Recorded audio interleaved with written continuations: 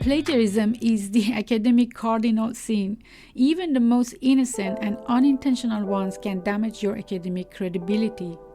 Almost all credible scientific publishers use cross-ref similarity check or similar software and services to screen your text for potential copyright infringement.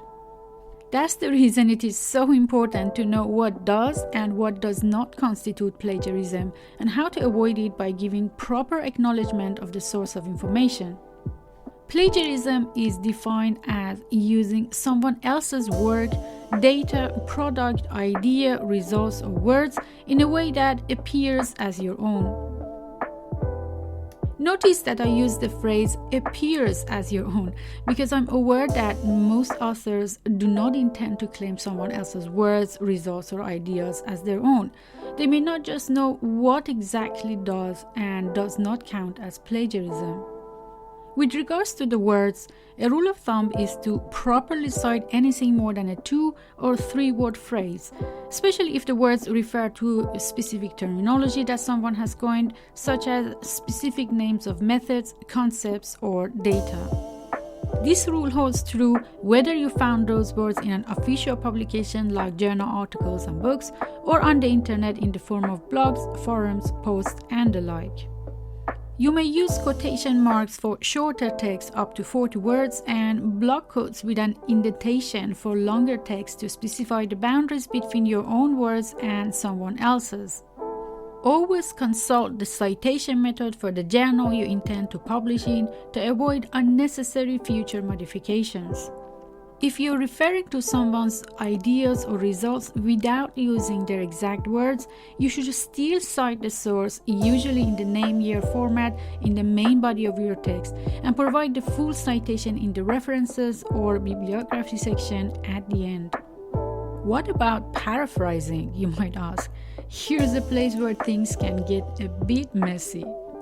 For many new academic writers, the boundaries between paraphrasing, synthesis, and referencing are not very clear, and they unintentionally step into the land of plagiarism. Here are some points and some rules of thumb to consider. If you're referring to someone's ideas, results, data, or work, you should cite their names or source of information, regardless of whether you are using their words directly or just referring to them in your own words or rewording, for example, by paraphrasing them, and regardless of whether you use their words or your own paraphrase in standalone text or as a part of synthesis. I know it can be still a bit confusing. If you skip previous lectures about synthesis, it's a good time to go back and review them to be sure what the information of synthesis is. The misconception about paraphrasing among many authors is that they think if they alter a few words from someone's text or sentence, for example, by using synonyms of those words and or by using a slightly different syntactic structure or grammar, then that becomes their own words and that they don't have to cite it nor refer to the original work. This is totally wrong.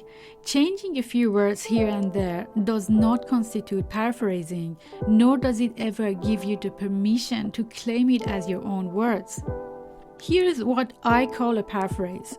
A paraphrase is when you can close the source of information, for example by not looking at an article, and write entirely in your own words what you have understood from that work. Even then, you're obliged to refer to the original work, for example in the name-year format, but you do not need to use quotation marks anymore because quotation marks are only necessary when you use the exact wordings of someone else. Here is a misleading strategy that unfortunately some authors use. They just give some passing reference to the original work without clearly and honestly acknowledging the source. This way, they leave an impression on the readers that the text is their own words. At all points, remember that your academic credibility is the key to your future academic success, and using these types of misleading strategies will only tarnish your credibility. Proper acknowledgement of any source of information, even one phrase or a small idea, is a sign of your academic professionalism and maturity. Here is a piece of synthesis from one of my articles that combines both direct quotations and my own paraphrasing in reporting previous literature and at the same time giving a perspective about the topic to the readers. Let us untangle this piece sentence by sentence. In the first sentence, I summarize the overall objectives of someone's work in my own words and refer to her work in the name-year format at the end. In the second sentence, I paraphrased her main findings in my own words, but used single quotation marks around a three-word phrase that is the name of a specific hypothesis known in the field of linguistics to clearly show that this term is not coined by me. Within the same sentence, I also join Ortega's argument with the findings of another scholar, Di Domenico, in the form of a small-scale synthesis of ideas and results. In the third sentence, I continued the synthesis of information about the same topic to introduce another aspect of it by first referring to Bulte and Hassan's work and later on in the same sentence by providing a direct quotation from the same work. Notice that because I used their exact words, I not only used double quotation marks, but I also added the page number to the name-year format. This is based on the APA style of citation, which could be different in other citation styles. In the fourth sentence, I continued the previous synthesis of ideas and results by including another work, Hausen and Kuike 2009, and used single quotation marks around a specific two-word term that is known in the field of study to avoid accidental plagiarism. In the fifth and the final sentence, I set the ground to introduce my own view on this topic that I refer to as the functional view, but I have made it clear that the concept as a whole is already addressed by others in the field and I'm giving it a name and a specific meaning for the purpose of my own research. The rest of the sentences that I'm not providing here go on to explain this new term. This sample passage should give you a clear idea of when and how to refer to a previous work and what does and does not count as paraphrasing and plagiarism. A hidden type of plagiarism is the failure to acknowledge anyone's help towards your own research or writing your article. All scientific publishers give you the chance to mention the contribution of others in the acknowledgement section of your article. But remember to only add this information after your article is approved for publishing. Disclosing this information in your initial manuscript can be regarded as indirectly disclosing your own identity to the reviewers.